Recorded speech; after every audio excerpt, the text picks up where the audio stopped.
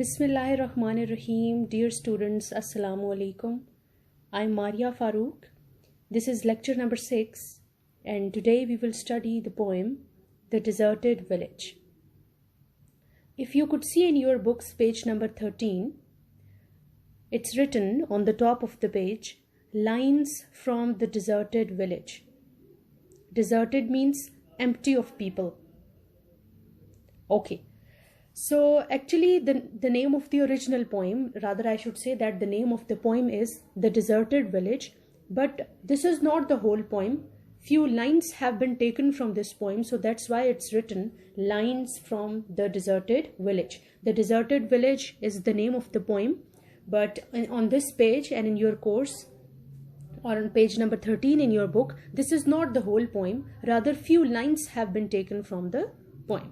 Okay. And this poem is written by Oliver Goldsmith, and let me tell you about Oliver Goldsmith.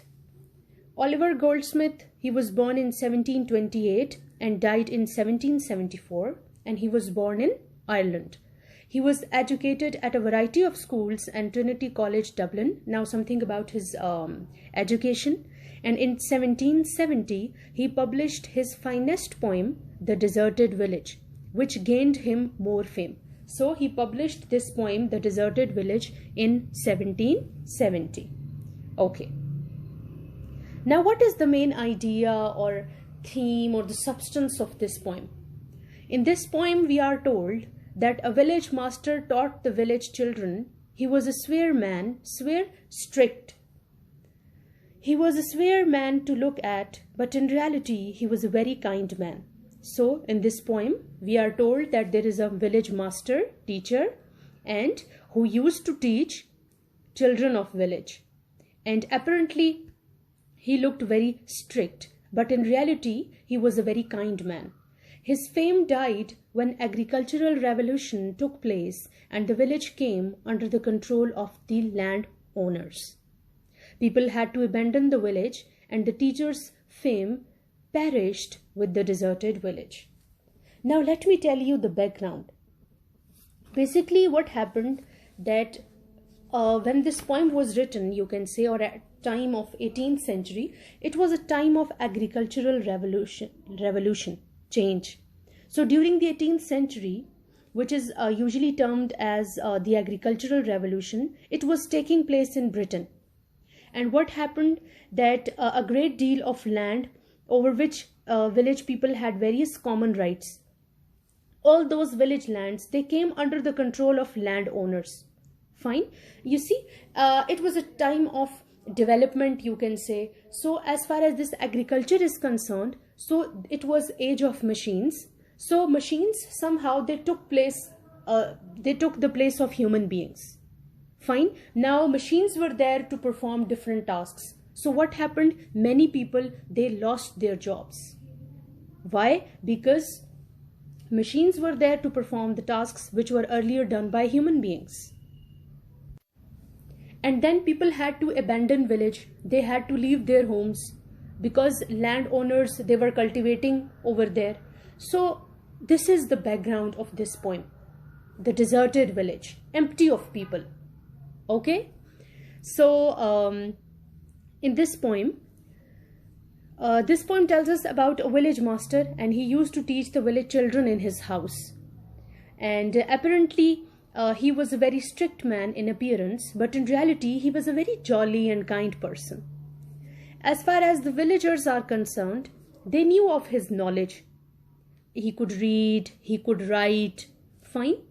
And it was thought that he could also measure the liquids. I mean, this was his impression that he is that much brilliant and intellectual. But what happened ultimately? His fame, it was perished. It was all over. Why? Because people had to abandon, had to leave that village because of landowners, because they were cultivating over those lands. So somehow you can say that the life of a teacher or that master, it suffered somehow because of this agricultural revolution. So his fame, it was, you can say, it perished away. Okay. So while reading this poem, you should keep all this in your mind because this is the background. Okay, next I have written on these slides difficult words and meanings. Yawn, it means that. Straggling, to grow in an irregular manner. Fence, barrier. Sphere, stern or strict. Truant, a student who remains absent from school without permission, without taking leave. Next, on this slide, number 1, boding, premonition or foreseeing trouble. Premonition means when you have this feeling that something bad is going to happen. Okay, next, counterfeited, pretended, not real. Glee, laughter. Dismal, unhappy. Ought, anything. Cipher, in your books this spelling CYPHER is written, but modern and new spelling is CIPHER. Okay, it means to do sums, mathematics. Next, okay, on this slide, presage, premonition that foreshadows a future event. It means that when you have this feeling that something bad is going to happen. Okay, next, gauge, an instrument which measures amount of something. Parson, preacher. Vanquished, defeated thoroughly, defeated completely. Triumphed, victorious, victory.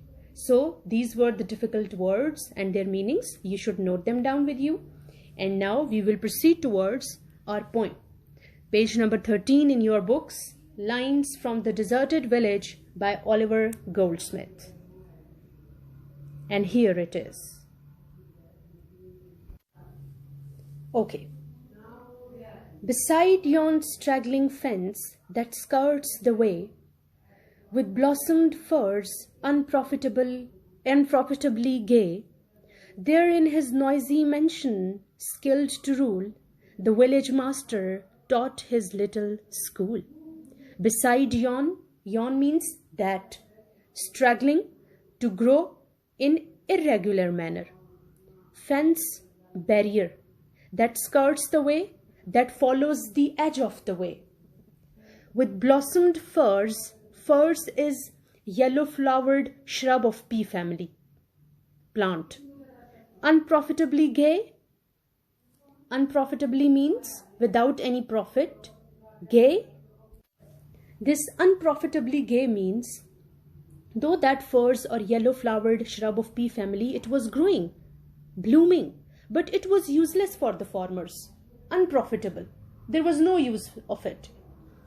There in his noisy mansion, house, noisy because children, just like students, children, they used to make noise because that village master or village teacher, he used to teach at his home, his mansion, and there was noise. Why? Because of children, students. Skilled to rule, he was skilled to rule, to guide his students. He had all those qualities of a leader, you see. So he knew that how these children should be made quiet.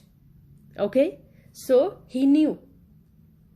The village master taught his little school. Okay, so this is the scenario, that there was this fence, barrier, and with a blooming yellow flowered shrub of pea family. So what happened? There was his mansion of village master, village teacher, and he used to teach at his mansion, at his home. And there was a noise of children and students, but he was the one who knew that how to control children, how to control this noise. And the village master, he taught his little school. You see, just like his little house, it was little school. Okay. A man sphere he was, and stern to view.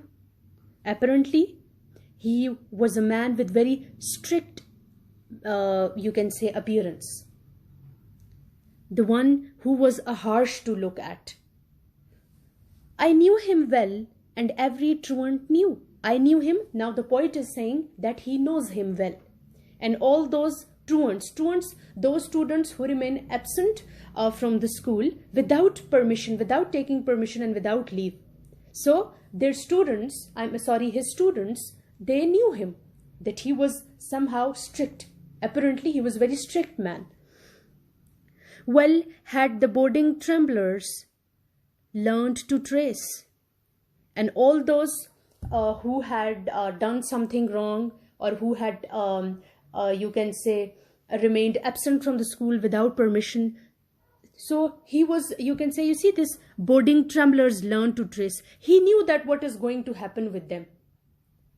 They were already having this feeling that something bad is going to happen, because their master, he will scold him, you see, or punish them.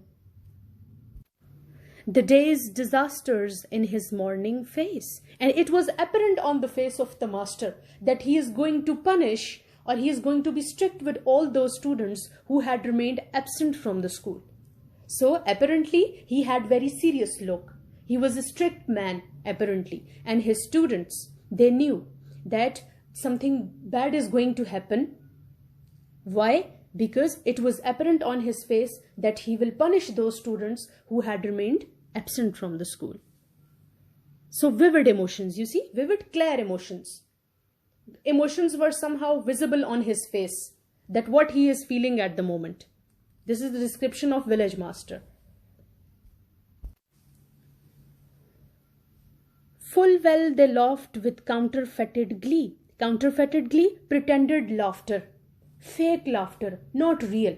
For example, when teacher tells a joke in the class, so the poor students, they have to laugh, whether they want to or not, but they have to laugh. So that is pretended laughter, that ma'am has told a joke, so the students have to laugh. Okay. Next. At all his jokes, for many a joke had he. So the students, they used to laugh at his jokes. The students, they used to laugh at their teacher's jokes. Why? Because he was their teacher, so they had to laugh, and it was pretended laughter. It was fake laughter, not real. Full well the busy whisper circling round. And then, on seeing their teacher in bad temper, somehow the students, they used to convey the message in the form of whispers. Sometimes it does happen that two friends are sitting, or class fellows, they whisper in each other's ears that, okay, look at ma'am, she's angry, she's frowning. You see? So initially the students, they used to laugh at his jokes. And it was, of course, pretended laughter, not real laughter. And then when they find that their teacher is not in a good mood, so they used to whisper in each other's ears, the students. Okay? So the students, they used to laugh. You can say that was not a real laugh. So when the teacher, the village master, he used to teach when he used to tell his students many jokes, and the students, they used to pretend that they are laughing. And when the teacher frowned at them, they whispered to each other that he is in a bad temper, he is in a bad mood.